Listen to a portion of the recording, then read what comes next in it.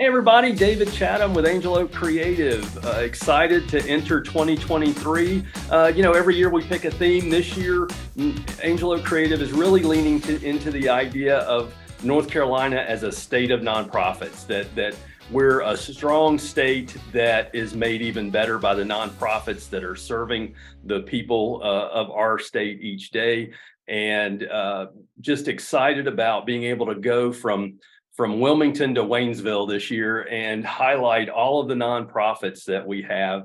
I shouldn't say all the nonprofits, so many nonprofits that we have that are making such a huge impact on our state and the communities there. This is our first episode of the Nonprofit State of Mind podcast. We're going to try a podcast this year, so I'm hoping it goes well. And I couldn't think of a better person to kick things off than Jama Campbell, who's the executive director at the SECU Foundation here in North Carolina. Jama, thank you for being here. Absolutely, David. Thanks for having me on. I'm excited to talk with you today.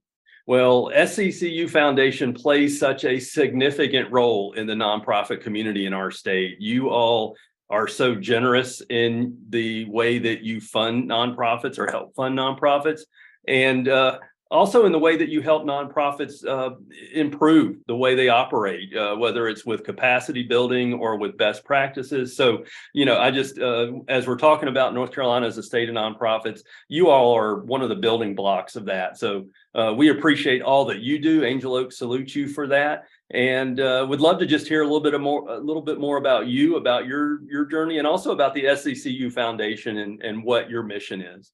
Yeah, well, we'll definitely talk about that. When you're thanking us for our work, I think it is all due to the members of SECU who fund us with their $1. It's such an incredible story and model for funding. So we really just hats off to the members of SECU.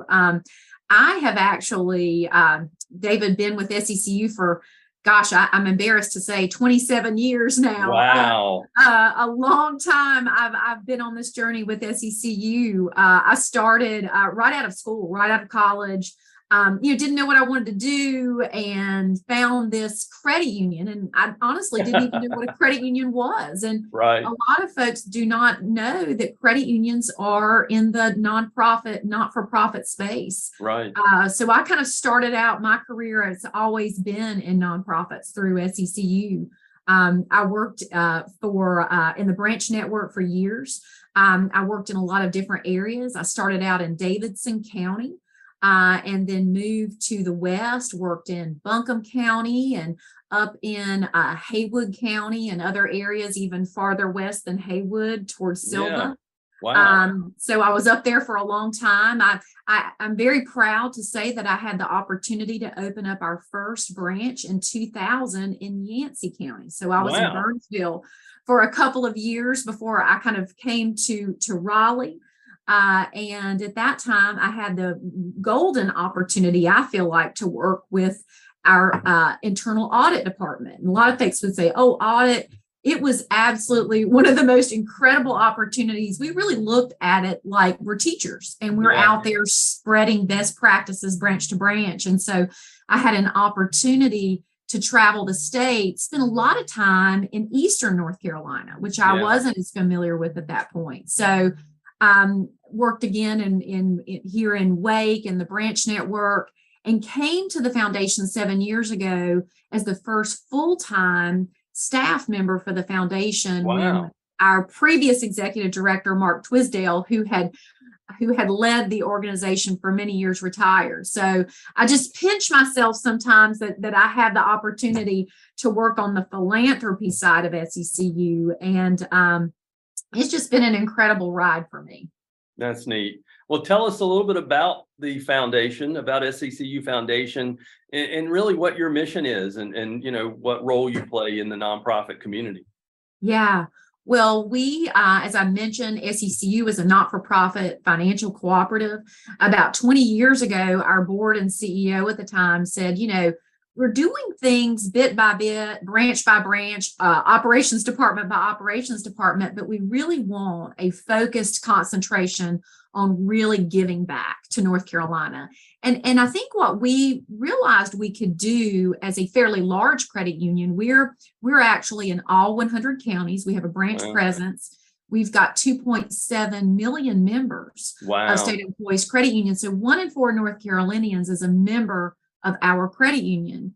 We really saw a golden opportunity for us to really take the concept and idea of a foundation and really provide some high impact funding, really looking towards those nonprofits, working with those folks who are really moving those needles in those areas. And so that's kind of how we got started. And I mentioned the dollar from our members. We fund our foundation through the $1 maintenance fee that our members pay for a checking account. That's great. So it's really amazing. So we have 1.6 million members with a checking account. Wow. And that's the dollar that we use. It flows into our account each month. And that's what we use for all of our funding. So we call it the power of a dollar. You know, what that $1 per member per month could do just singly, is not that major maybe. But when you combine that into this foundation and the work we get a chance to do to combine all those dollars, it really goes so far. We started in the areas of education, healthcare, housing, and human services. And ironically, today, all those areas are just as relevant. So we've kept that mission and that focus very crisp and clear all of these years. We started with scholarship programs, and that's how a lot of folks know us. In fact, for years, people only really knew us through our scholarships. We have our People Helping People scholarships for high school students all over North Carolina who are attending our public North Carolina universities, and also for community college students. And David, before we started this, we were talking a little bit about an internship program that we also have at all of our state universities to connect bright young minds, undergraduates with opportunities in rural North Carolina with nonprofits and with government. So big focus was on education from the very beginning, and that continues to be the case. But we're also very active funders. And so we have a letter of interest program where we invite folks to come to us. As you mentioned, we're working in the area of capital funding, programmatic funding, and even now we're doing capacity building work. So it's really been an incredible journey for us over the last 18 years to do this work. And we just continue to learn, honestly, from all the nonprofits we have the pleasure, the honor to work with. Do you have, and I should have looked this up, but do you have any idea, and sorry, I'm putting you on the spot, but any idea how many nonprofits there are in North Carolina? Gosh, that's such a good question. I have no clue. I mean, I looked at one point and there was like 40 something thousand, I don't know if that even still is close, but, a few years ago we were looking, and I want to say it was like 45,000 nonprofits or something across the state, but, it's definitely, have a robust number from what I understand. So we do. And it's such a good question because, so many of our conversations now at the foundation is about connecting those nonprofits. For years, we've been a funder. But after 18 years of doing this, we have a huge family of grantees of nonprofits that we've worked with. And so one of the things we're really hoping to do now and into the future is continuing to connect with our family of grantees, but also all those folks we haven't worked with, and trying to share concepts and ideas of best practices throughout the state. We have an unusual opportunity as a statewide funder to kind of have this statewide lens and get an idea of, county by county, region by region, what is happening, and who are the real lights, who are the organizations out there that we kind of talk about the secret sauce, who've kind of figured it out. And how do we share that knowledge, and just how do we connect them? And so I think that's something that's really important, I think, for us as we move forward as a foundation, to be connectors. Well, let's talk about that view that you have of the state, and How would you describe the state of nonprofits in North Carolina right now? What is there something that, kind of stands out as kind of what is the status, or what is the position of the nonprofits in the state in their role? That's a great question. It's interesting. The nonprofit space has always been so challenging for folks. Most of us, and I say us, even at the credit union, we typically don't have the resources essentially that you might find in the for-profit space. We're working on a budget. And so I have for years been so amazed. In fact, I tend to think that some of our most incredible leaders come out of the nonprofit space, because you have to be so resilient. You have to be so ready to pivot and so creative to do your job. When I look at executive directors and just other folks at nonprofits, they're wearing so many different hats. And so I would say, especially coming out of this pandemic that we've been in for several years, and so many of the increased responsibilities and challenges and fundraising and other things that these folks have gone through, hats off to these folks. They've really, so many of them have come out of this even more nimble and more aware and focused on their mission, but also on utilizing those resources that they have. So I have really been heartened at how so many of these have come out of the pandemic so strong, and really looking at building their capacity within their organizations to ensure increased sustainability. I've also talked to a lot of folks who are creating or starting up new nonprofits, because out of the last few years, we see all these gaps. We've always known there were gaps, and I think they were really highlighted, areas of housing and access to mental health and other areas. And you see so many groups forming because they really want to go out there and make a difference. So I honestly think the passion out there and the drive to do this work is greater now than ever. Yeah. And, it's, I mentioned to you in our pre-call that I was down in Wilmington this week talking to the folks at the Harrelson Center and the work that they're doing down there to bring nonprofits together and to increase their impact through collaboration and all of those things. And it's really a great model, seeing those kinds of work.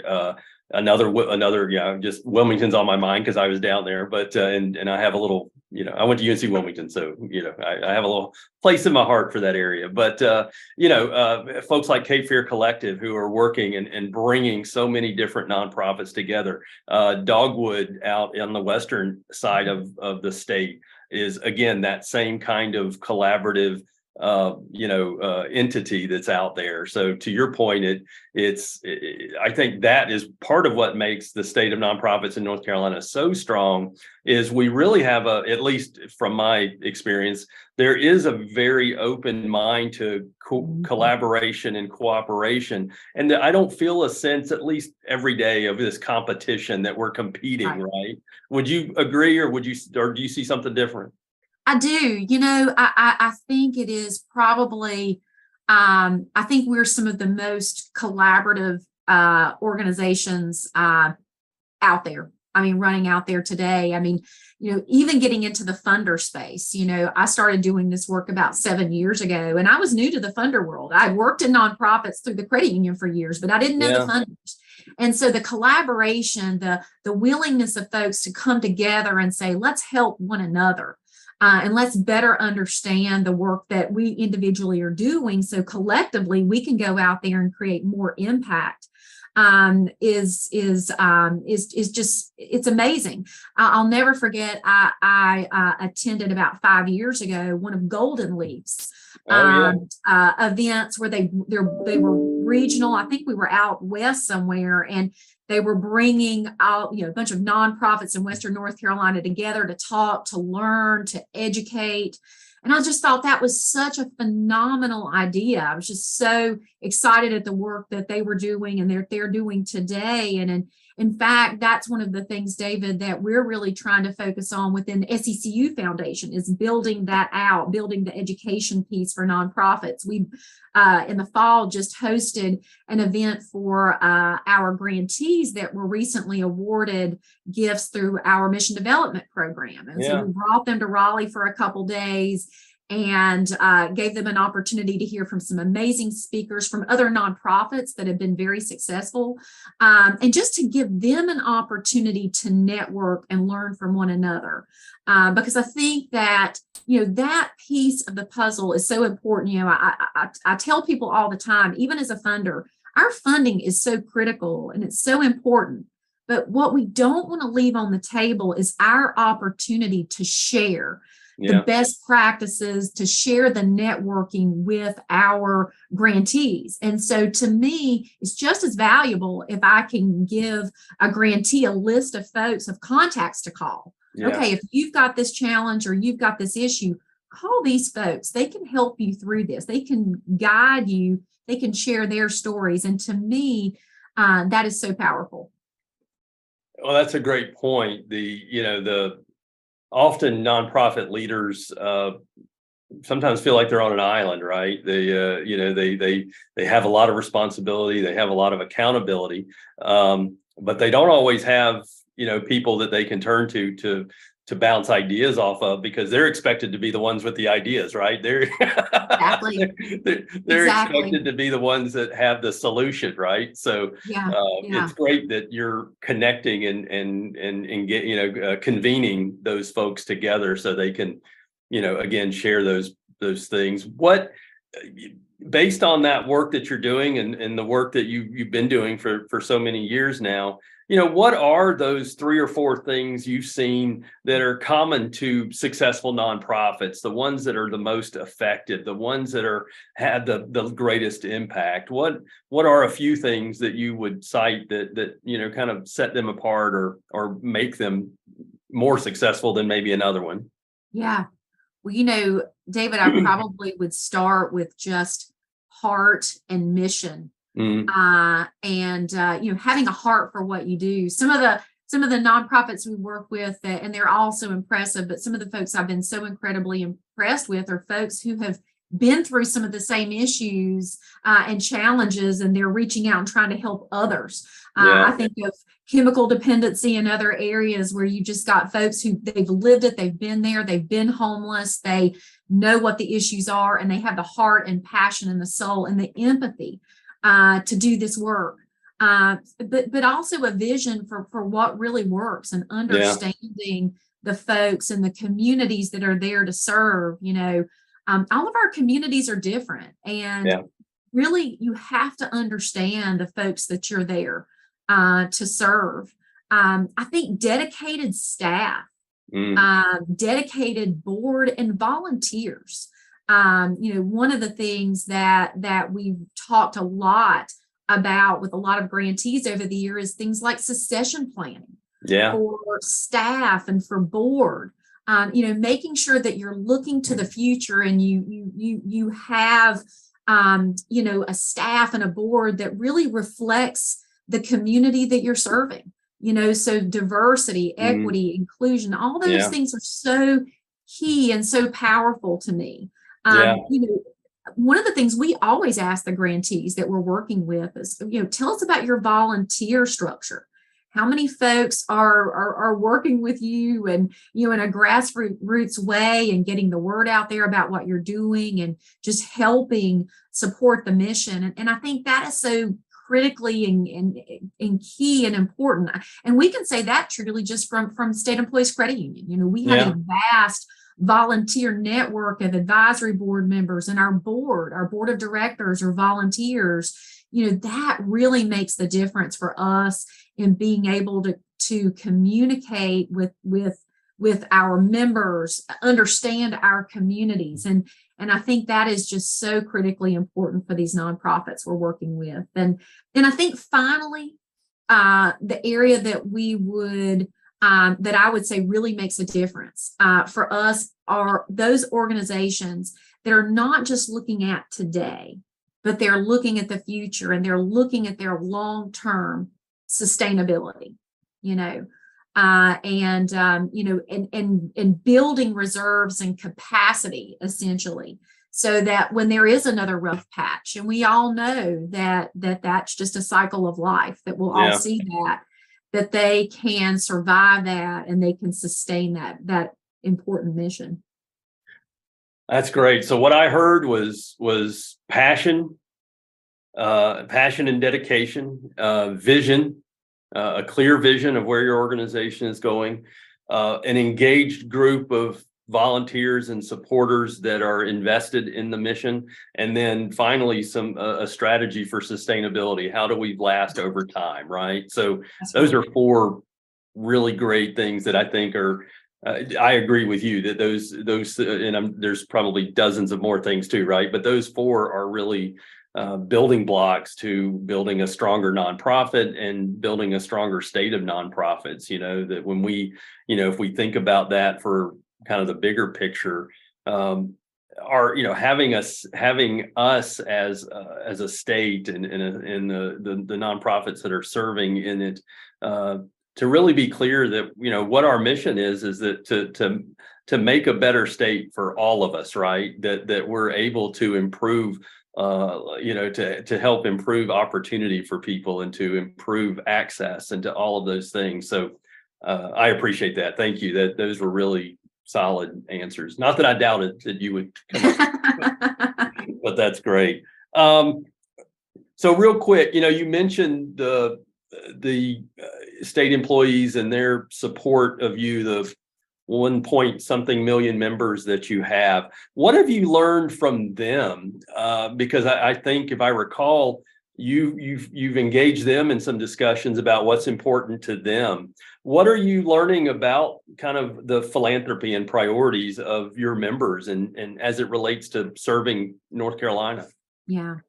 Well, a lot of our strategy in philanthropy is really built around the needs of our membership. We focus, as I mentioned, in the areas of education, healthcare, housing, and human services. But especially even early on, after we formed our foundation, a lot of the ideas and concepts were coming from different areas of North Carolina. A great example is a group out of Ahoskie in Hertford County came to us, I think, back in 2007 and said, we need teacher housing. We are struggling to recruit and retain our teachers here in Hertford County, and we have a dearth of housing. We need help. And so we developed a housing project, a program where we provide 0% interest. Yeah. Because we do loans as well. That's something that's a little bit different about our foundation. We provide the grants and scholarships, but also the loans. So a 0% loan for them to build 24 units of housing. So I think understanding what we, and I realize this from living and working all through the state of North Carolina, we're different. Yeah. County by county, community by community. And listening to people and what they need is so essentially important. Yeah. in really being effective at funding.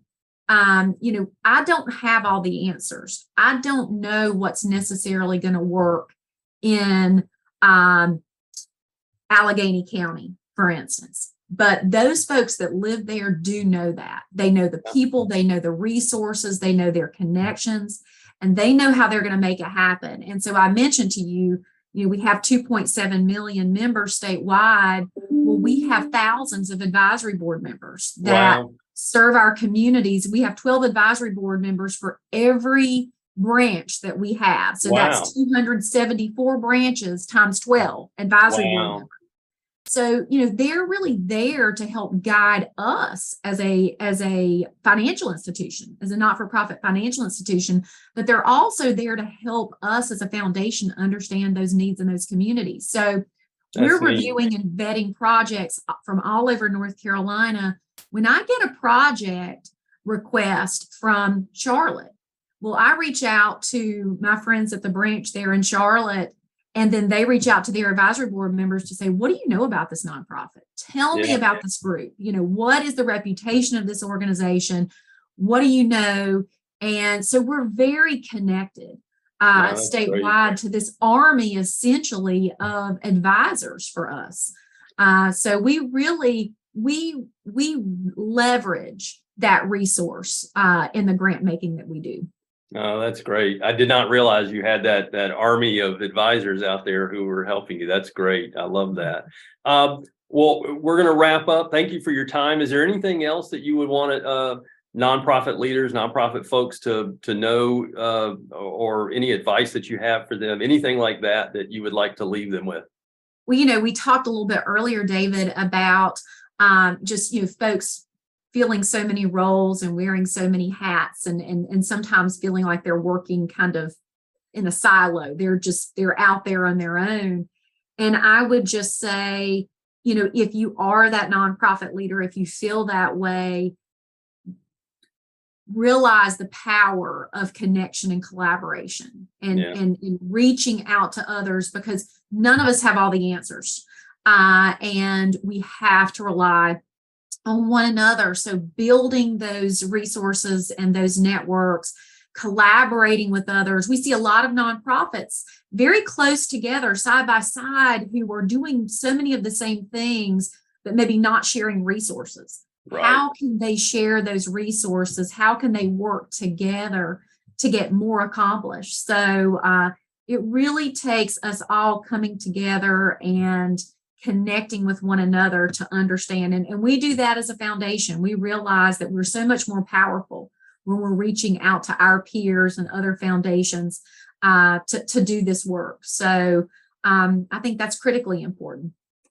I agree. And that's how we're going to build a stronger state of nonprofits, right? That's how North Carolina is going to continue to be recognized as a state of nonprofits that's making a difference. So thank you all for contributing so much, the SCCU Foundation, the work that you're doing.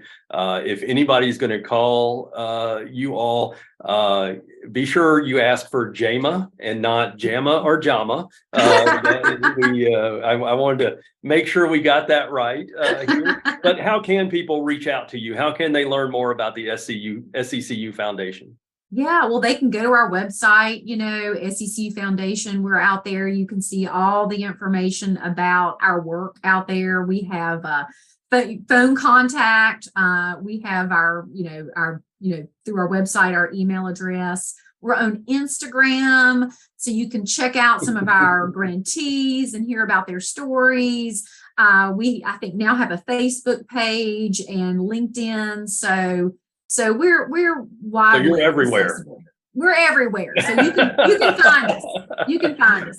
Well, good. Well, Jama, thank you so much for your time. Thank you for the work that you do. Angel Oak Creative salutes you and the foundation. Thank you for your dedication, for the vision that you have, for the strategy that you've undertaken to help our state become a state of nonprofits that people can be really proud of. So thank you for your time, and we wish you all the best. Awesome. David, thank you so much. It was a pleasure. Yeah, and hopefully keep an eye out for future episodes of the Nonprofit State of Minds. Jama is helping us kick this off, and I'm sure we'll be telling some stories about some of the folks you supported too. So we look forward to staying in touch, and have a great day. We'll talk to you soon.